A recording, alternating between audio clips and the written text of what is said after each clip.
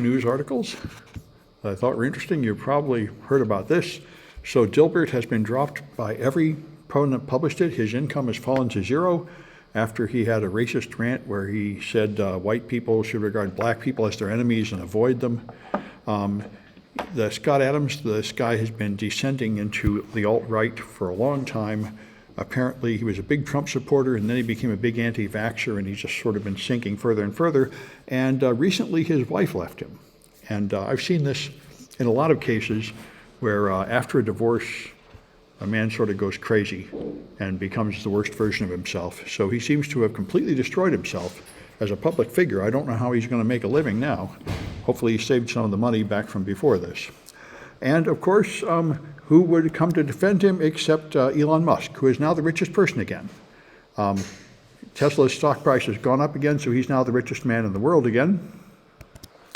And he has his usual response that we should have what he calls a free speech society, which he seems to agree with most of the Republican alt-right these days, that free speech means you can say anything racist and nobody can yell back at you. So, which is not, I think, and the whole free speech thing is very strange. There's never been any free speech in private places like Twitter, ever.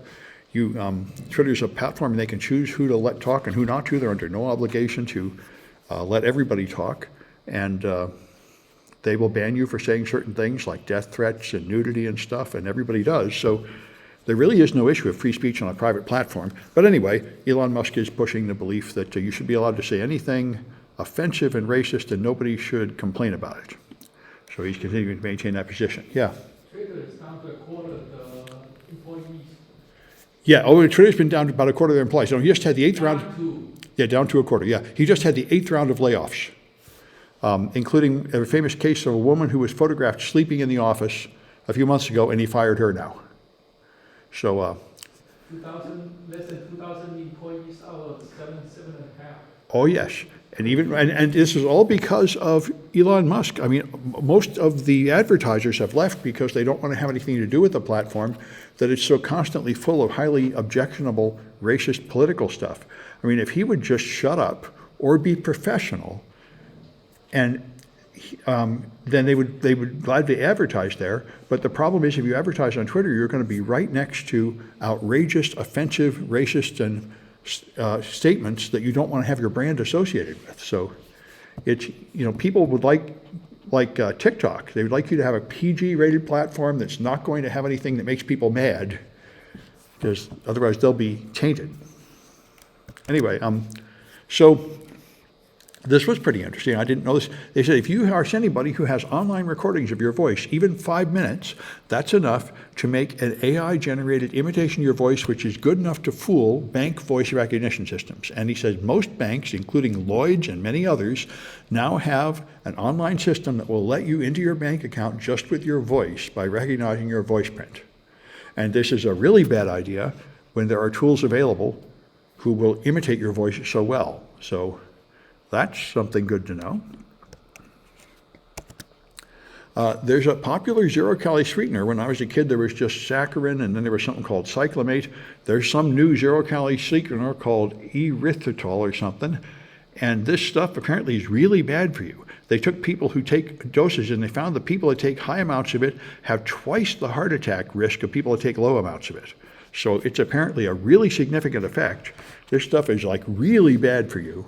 So that's a good thing to know, and I would hope they will be removing the brands that use this product from the market. But anyway, if anybody's eating that stuff, you should stop eating it. I'm glad to see people say this. I thought this was obvious, but anyway, I heard a while ago that something like 1/3 of Americans are on antidepressants, which I hope that's not true. And I said that's completely insane. There's no way they can possibly be right. That 1/3 of the people need to take artificial mood stimulants. And this, I think, is something that many people will tell you. Exercise is much more effective for mental health. And they say what's amazing is the official medical recommendations in America do not even include exercise as a treatment at all, when it is obviously the safest and apparently also the most effective treatment. And it doesn't have to be extravagant amounts of exercise. Just a modest amount of exercise, like walking, can make a big difference. So in case anybody didn't know this, getting some exercise is extremely important for your health, your mental health and your physical health. So this is, Liz has been talking about this a lot on our podcast. A lot of colleges use this remote proctoring tool that does something like turn on your webcam and try to keep track of what you're doing. And now it also will make you like scan your camera around the room so they can see what's in your room. And you know, I had to do that just to take a ham radio exam. I had to log into Zoom, both on my computer and on a cell phone, and they had me turn around from my cell phone and look all around the room. So I guess they could see if I had another computer to Google or a notebook full of answers or something to examine. I think it's probably very ineffective. I think it would be very, very easy to fool that. And also, it's apparently illegal. Someone sued on the grounds that this is invading their privacy because they could have private documents on a desk or something, and they appear to have won. And so people are trying to say you should quit using these things. Well, a lot of colleges are still using them.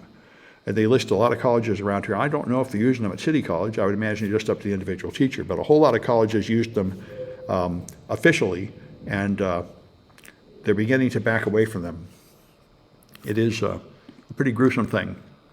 Another thing about this, which they don't mention here, but they mentioned in previous articles, is the stuff is incredibly inaccurate. Like it monitors your eye movements, so if you just look away for a second naturally, it'll say you're cheating. So many students take a test, and then they're flagged for cheating when they didn't cheat. So in addition to being probably illegal and invasive, it also doesn't work very well. All right, so here's a ranking of community colleges in the U.S. So I thought that was interesting. California College wins top place.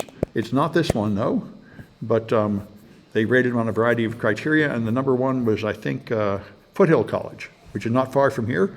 And City College is about number 19 from the top. So anyway, I thought it was sort of interesting. They rate them by things like number of student faculty ratio, the costs, and so on. So that might be interesting.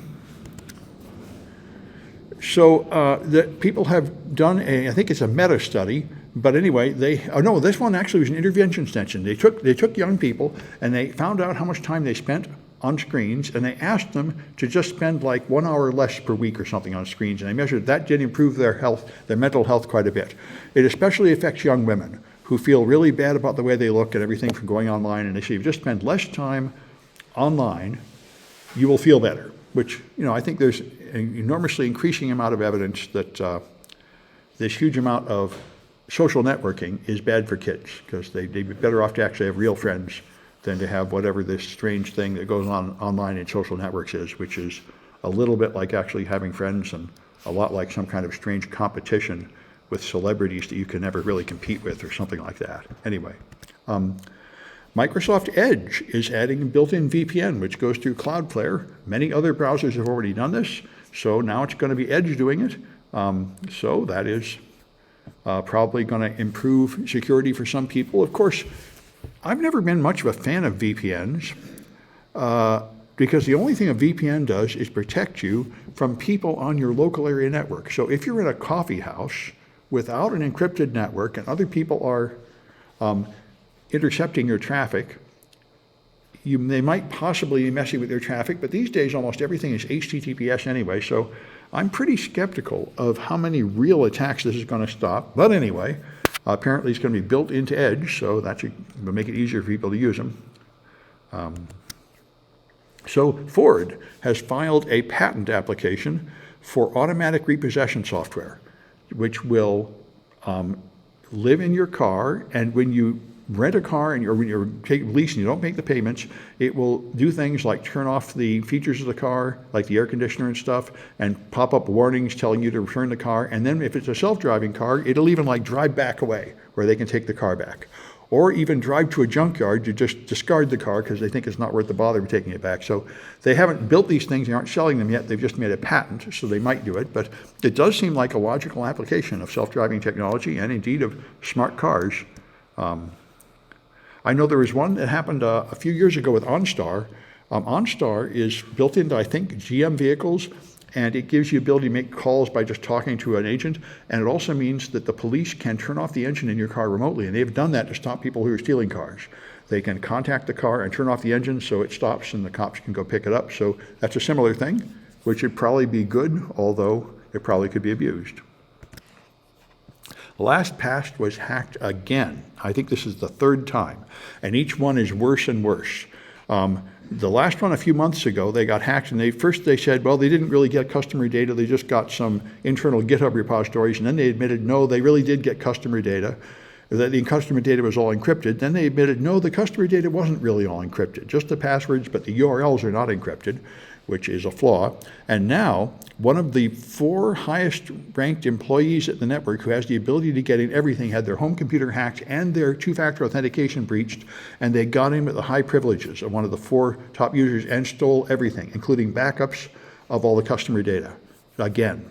So it's looking really bad. More and more people are saying you should quit using LastPass, so I haven't done that yet, but it's getting to look pretty bad. The LastPass is taking an awful lot of bad blows. Anyway, that's enough of this.